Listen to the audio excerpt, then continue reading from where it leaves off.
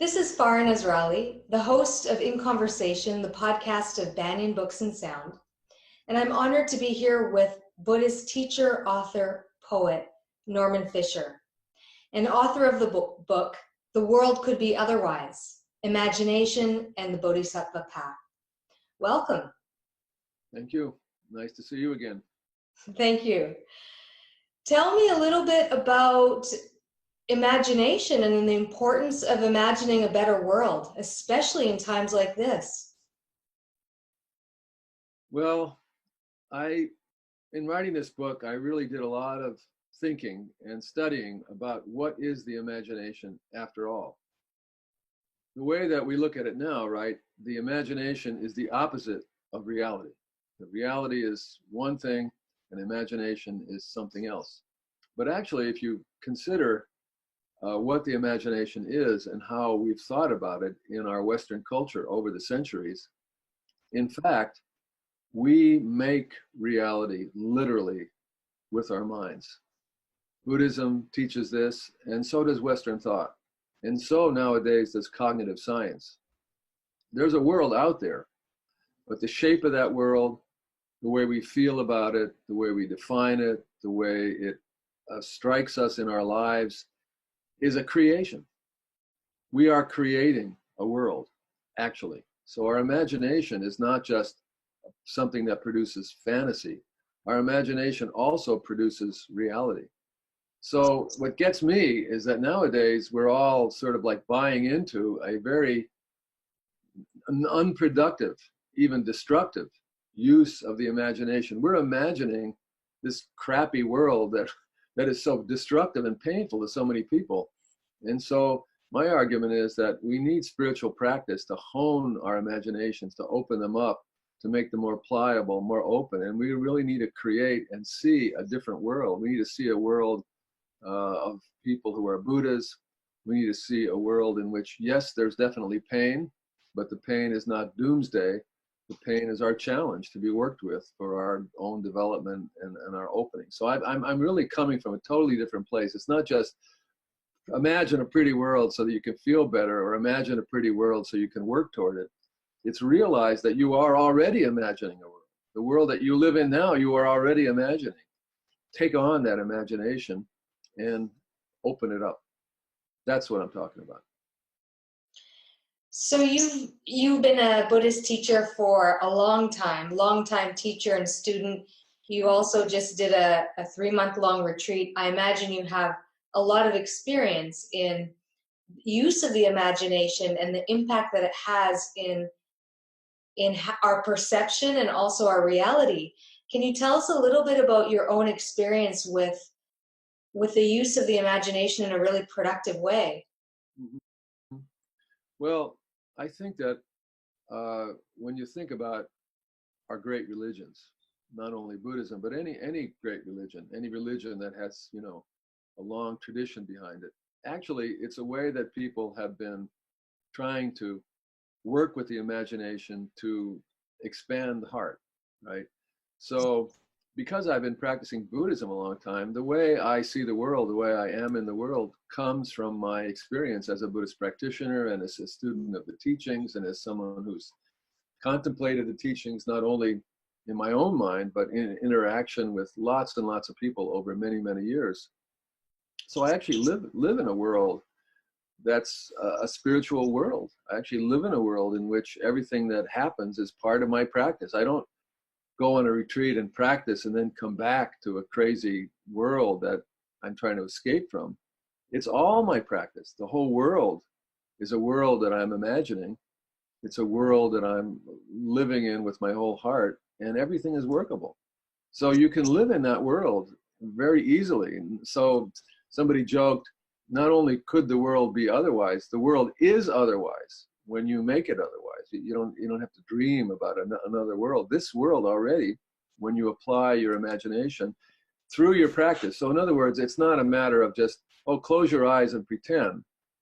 It's a matter of, you practice, you work at this. You do your meditation practice. The structure of the book is mostly about the 6 paramitas, 6 practices that are really thoroughgoing practices that you do every day, all day long throughout your life, that little by little transform your world imaginatively. So you practice generosity, you practice ethical conduct, you practice joyful energy, you practice patience, you practice meditation, you practice wisdom. These are like everyday practices in the way you see things, in the way you interact with people, in the way you work with your own mind and heart. You're working at this all the time. This is your project. This is your life. This is the way you live. And when you live like that, you're actually living in a different world. And it doesn't mean that you don't have to save this world politically and socially and ecologically. It doesn't mean that that's now no longer relevant. It just means that that's part of your challenge. That's part of your spiritual path. That's part of your imaginative life. So, what would it look like to practice generosity and ethics and joyous effort in context of the political realm or social justice or in context of the environment? What would that look like in terms of an everyday practice? Well, what it would look like is being real clear in your own mind that the goal here is compassion, that everybody is to be cared for. Everybody is to be taken care of because everybody is worthy. Everybody is worthy of respect, and everybody's a Buddha. Every human being is a dignified, wonderful person, right? Even including your enemies. So when you find yourself shrieking at your enemies because they're idiots and they're all doing it all wrong and you are doing it right, whoa, stop yourself right there and realize you've been spun around into the very bad imagination world that is making us all crazy.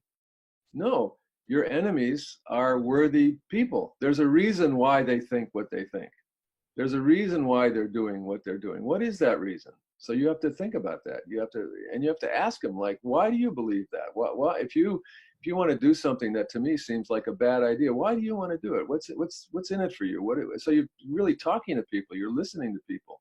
You're taking your enemies seriously. You still stand up for what's compassionate, but you're maybe a little bit more humble about it, and maybe a little bit more careful about it, and maybe a little bit more loving in all your actions and all your words. So you can take a person that you disagree with, and that person could be your real antagonist.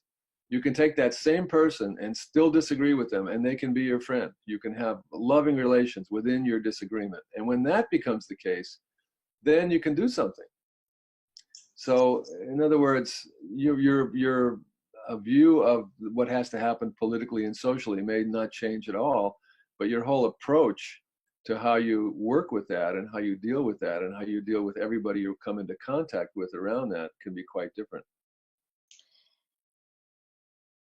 Yes, that's a very interesting way of approaching it, in the sense of approaching it from the foundation of compassion. I mean, I'm sure if um, everyone had a more compassionate heart, we would relate to each other so much more differently than we do. That's right. We would not have the problems we have if people were really compassionate. And compassion is a deep thing. It's not just, I care about you. It's more than that. Through the effort of practicing religious life as deeply as you can, with as much commitment as you can, you actually come to the place where you see an identity with others. So my compassion for you isn't just, I'm a nice guy, I care about you. It's that I realize, who am I really? Who am I actually, truly and really? And the more I appreciate who I actually am, truly and really, the more I see that I am really completely you. I can't be me unless you're you. That's really true. You can't be you unless your parents are your parents, your friends are your friends, the world is the world. That's how come you're you. Without all that, you're not you. Really and truly, you are everyone else. So when you realize that, compassion is just a natural thing. You can't really hurt anybody. You can't really defend yourself or protect yourself and lash out at someone else. You can't do that. So compassion really is more than a good feeling. It's really a very firm sense of identity based on experience and insight that, we are non-different from each other. We are totally dependent on each other. This whole world is like one organism, one being. So the fact that we kill each other, the fact that we shriek at each other, the fact that we're choking off the planet with our needs and our desires is just total lunacy. You can't do that. You can't do it. And so you stop doing it. You stop doing it. And you understand completely why we have done it, but you don't do it anymore. You don't live like that anymore. The world becomes different for you immediately. This truth of interdependence or interbeing, as some teachers call it, is this the wisdom that's referred to when you talk about the six perfections or six paramitas? Exactly. That's the wisdom. And it's a very visceral, heartfelt, body-based, breath-based wisdom. It's not just the idea of it. It's feeling it in your body, feeling it in your breath through the cultivation of your practice. So spiritual practice is really meant to be, at its depth, a total transformation of the imagination, of the heart, of this way of thinking, of the mind. And so if you practice the six paramitas and you give yourself to your practice, you say, that's what I'm doing. I'm a bodhisattva. I'm just in disguise as Farah with whatever it else, whatever anybody thinks I'm doing. That's my disguise. You know, that's everybody needs a story. That's my story. But the truth is, I'm really a bodhisattva. What I'm really about is saving all beings and becoming a Buddha. That's what I'm really doing. And everything in my life is really in the service of that. So through the imagination, you really flip around who you think you are and what you think you're doing. And then the world really is otherwise for you. And the more of us who are committed to that way of being and looking at things there are, the better the world's going to be. So you've mentioned the word bodhisattva, and you've mentioned, a being who's dedicated to serving all others and dedicated to becoming a Buddha. Is there anything else that people who might not be familiar with that term, or anything else that you can elaborate on about what it means to view ourselves as bodhisattva and the path of the bodhisattva? No, that's it. Just I think you start by taking stock of your life.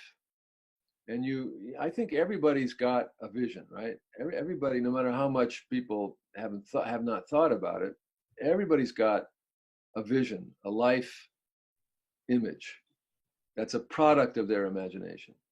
So maybe you start there. Maybe you say, so what is my life vision?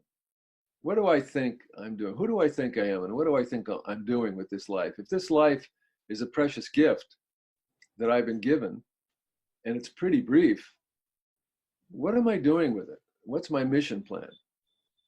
And if your answer is, well, I don't really know. I mean, I'm just trying to earn a living, just trying to get by. I'd like to have whatever, a nice house, maybe, I don't know.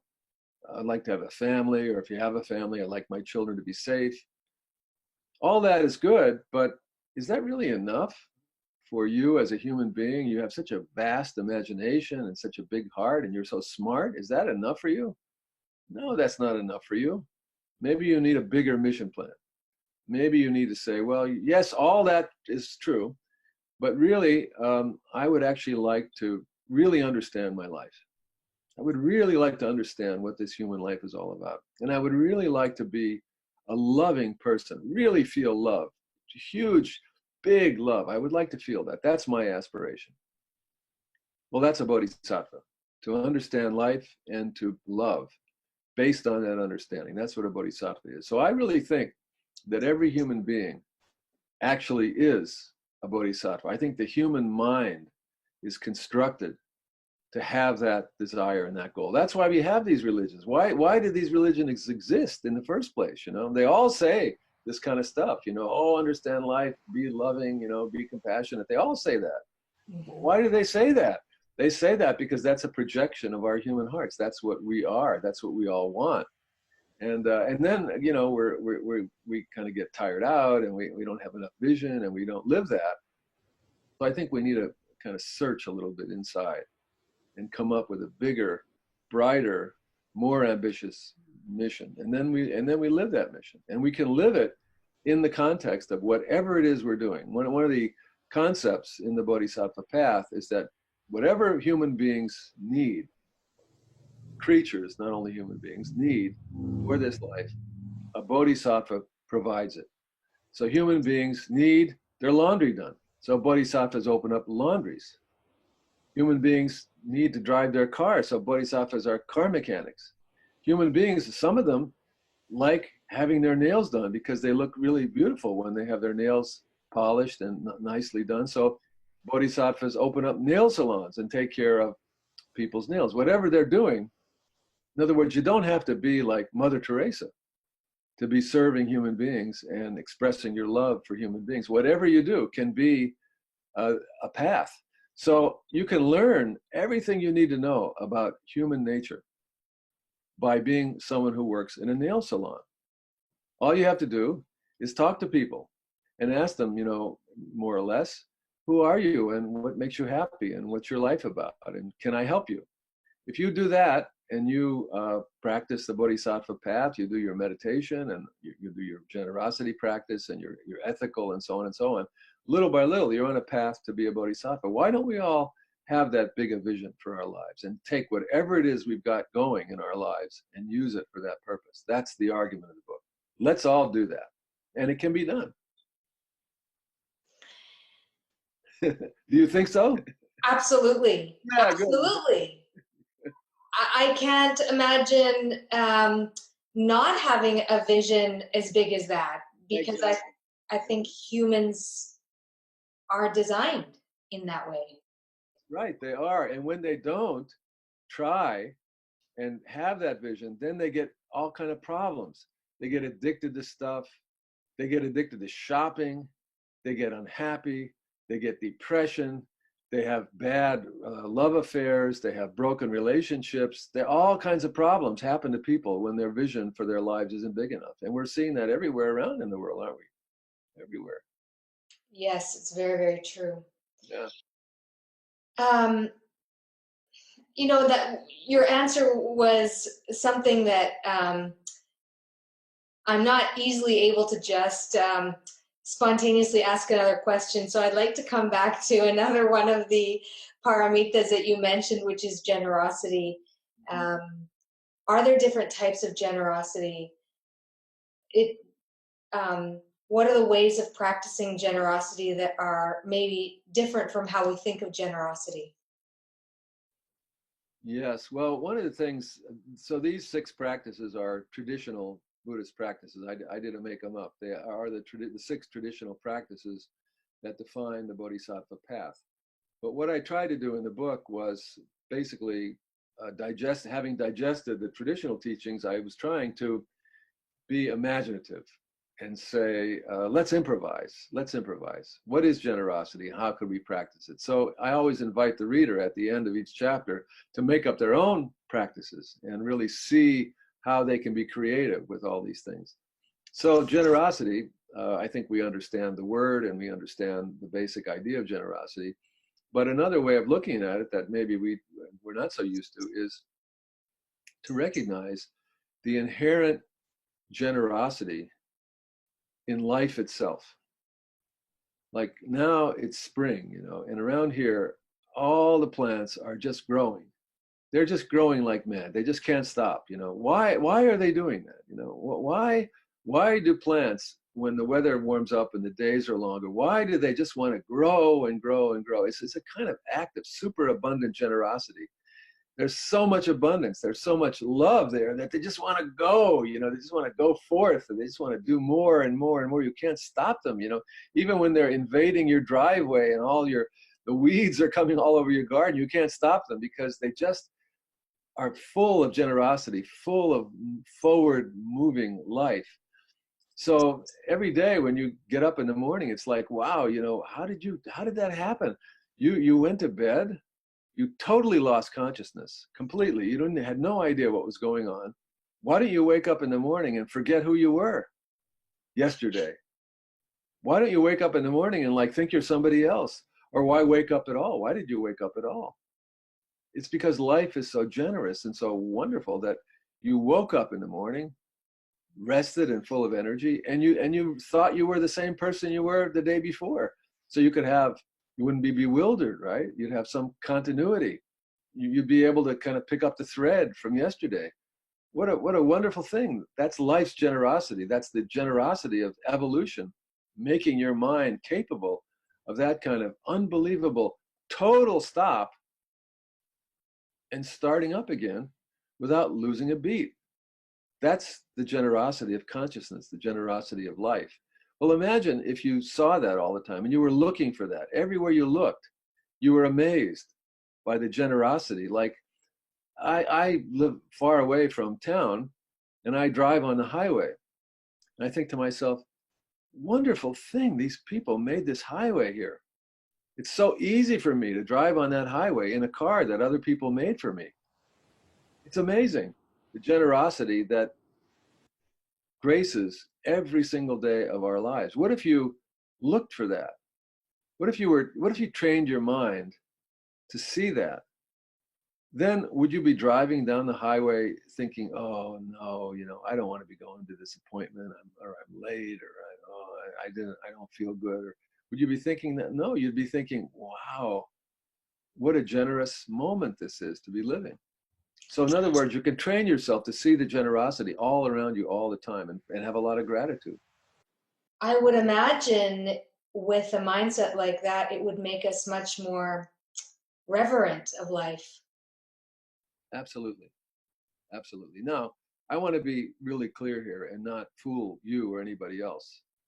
I'm not saying that you, me, or anybody else is going to be enraptured every minute, right, by the generosity of everything. I mean, theoretically, we should be, we could be, right? But actually, we won't be. Let's be honest.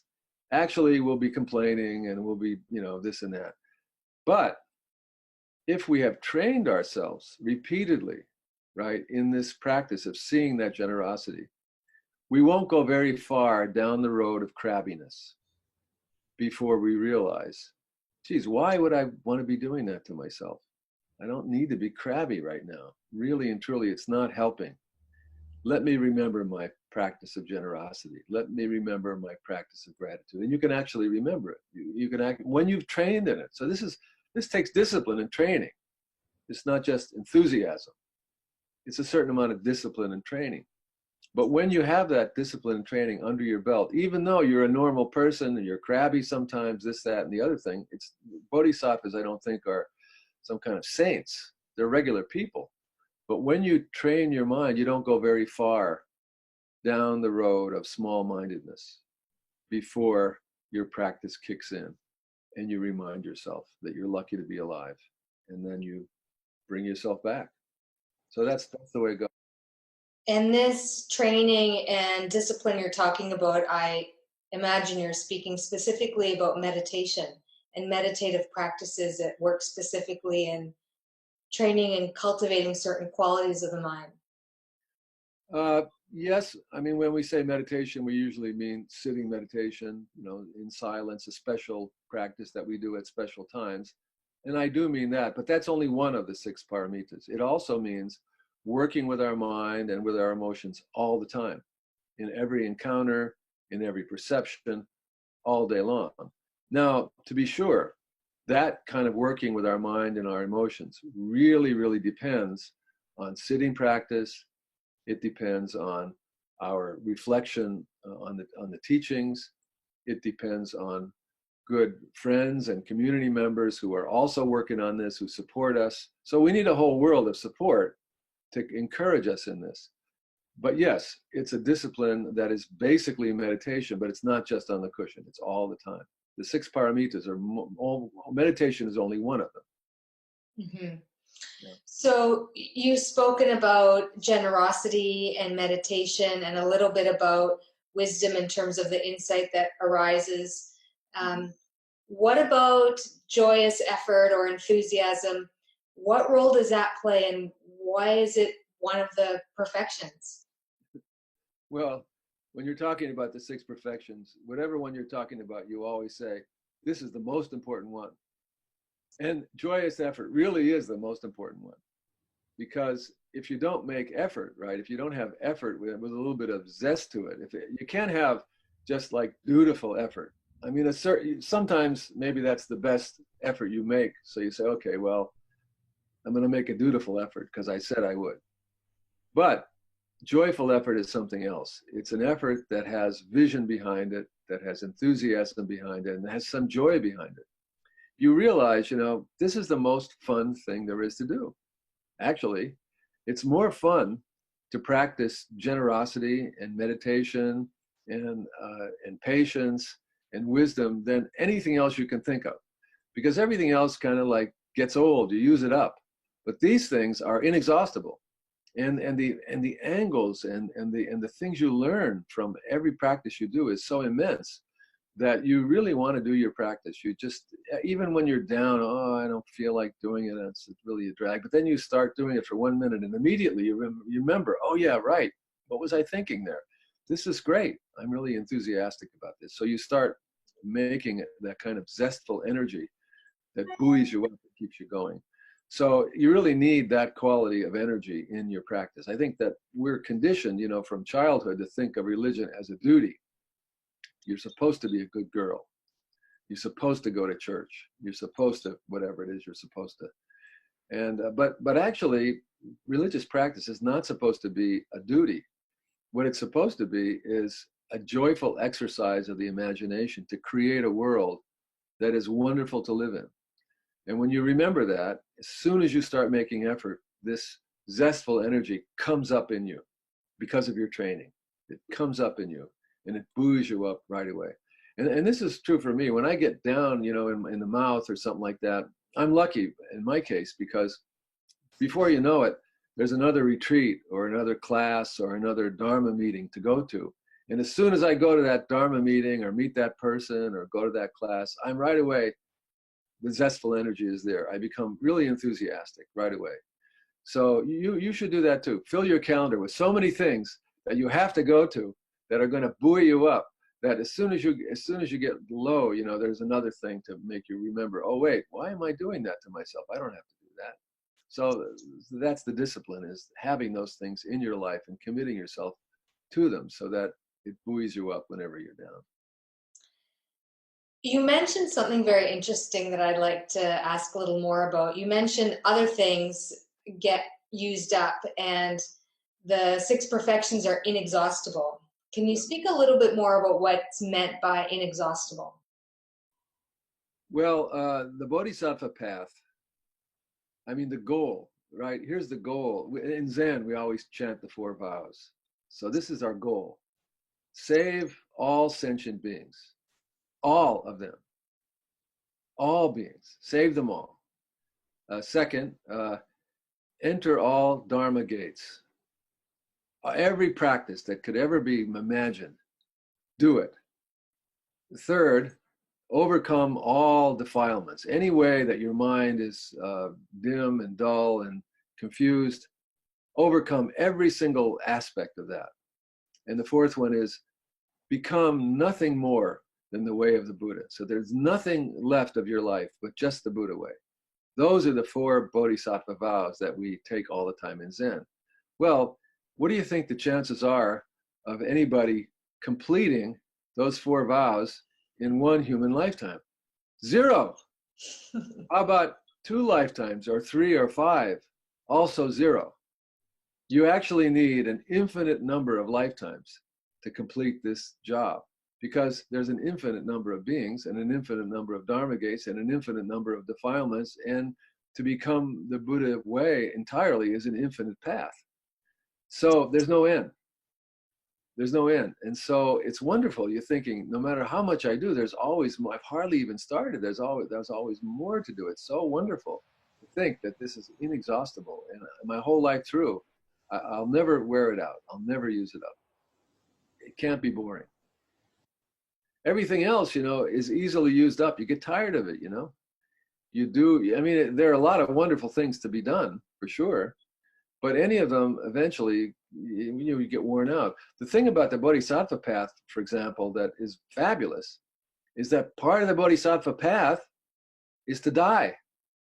At the end of your life, it's your practice to die. So that's part of your practice, is to fully enter as a bodhisattva, joyfully, this ending of this life. So everything else you do, death is bad news. But in the bodhisattva path, Death is part of the process. It's an infinite process. So you die again and again and again, and you keep practicing as a bodhisattva. So it's wonderful. You can grow very, very old and totally feeble, and you can be a total wreck and lose your mind, and you can't think of your name and everything like that, and you're still on the bodhisattva path. You're still doing it. You're still, and if you're well trained enough, I believe it. I think that even when you don't even know your own name and you're falling down, you're still on the path. You're still studying and trying to understand and trying to love. What is this life as a very, very old person who can't even think straight? What is it? And how can I be loving even now? And how can I die into full love without anything left over? How can I do that? So that's, Bodhisattva path is pretty great, you got to admit. Yes, I absolutely will admit it's grand and extraordinary beyond And we can beyond do it. anything. We can do it. Just us, or it's unbelievable that just ordinary people like you and me, we can actually do this. That's the best part about it. Bodhisattvas are everywhere you look because everyone already is a bodhisattva. And the only thing we have to do is realize that and start acting like it because we already are on that path. Why? Because we're human beings. That's what human being is, a bodhisattva. So you will be in Vancouver soon to talk a little bit about the book and share it with others. What is your greatest aspiration for how it will be received and what it will inspire? Well, this might sound funny, but I don't have any aspiration at all for any of that.